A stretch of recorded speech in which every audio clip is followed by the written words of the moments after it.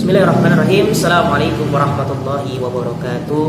Innal hamdalillah nahmaduhu wa nasta'inuhu wa nastaghfiruh wa na'udzu billahi min shururi anfusina wa min sayyiati a'malina may yahdihillahu fala mudilla lahu wa may yudlilhu fala hadiya lahu.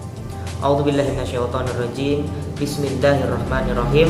Ittaqullaha haqqa tuqatih wa la tamutunna illa wa antum muslimun. Ya, puji syukur kita kehadirat Allah Subhanahu wa taala yang telah memberikan kita beribu-ribu nikmat, bermacam-macam nikmat, sehingga kita bisa berkumpul di tempat yang insyaallah diberkahkan oleh Allah ini.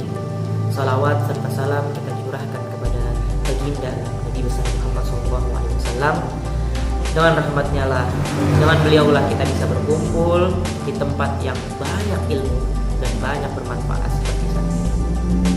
Lalu saya membahas nomor 12 dari soal apa itu zakat perusahaan dan berikan contoh studi kasusnya zakat perusahaan. Tetap untuk membicarakan zakat kita masih mengkaitkan dengan yang namanya emas dan perak. Zakat perusahaan. Apa itu zakat perusahaan? Zakat perusahaan tetap tatkala saya memiliki perusahaan besar, kami gitu kan, itu mengambilnya kontemporer. Di 85% zakat, 85 gram emas kaitannya gitu. Tatkala saya memiliki perusahaan, jadi ketika dalam 1 tahun saya memiliki omset yang mana keuntungannya itu mencapai 85 gram emas, maka saya harus mengeluarkan zakatnya sebesar 2,5%-nya. Itu sebagaimana dalam surat Al-Baqarah ayat 267, yang mana artinya ya mungkin antum bisa baca sendiri gitu kan. Saya mau ngambil simpelnya aja. Untuk zakat perusahaan itu dikeluarkan ketika sama tetap mencapai nisab dan mencapai haulnya 1 tahun, dan ketika memiliki aset melebihi 85%. Nah, contoh nih, bagaimana tatkala pengeluarannya, studi kasusnya.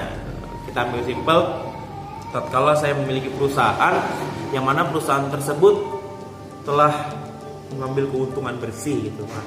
Jadi kita ngambil tetap keuntungan bersih ya. Jadi sudah membayar hutang, sudah membayar dan lain sebagainya, misalkan bersih gitu.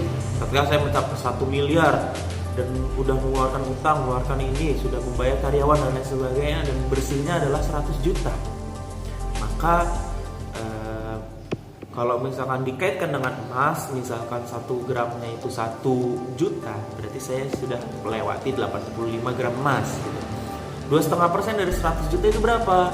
2,5 juta. Maka perusahaan saya harus mengeluarkan zakat sebesar 2,5 juta rupiah atau 2,5 gram emas. Begitu ya, mungkin kira-kira seperti itu untuk pengeluaran zakat perusahaan.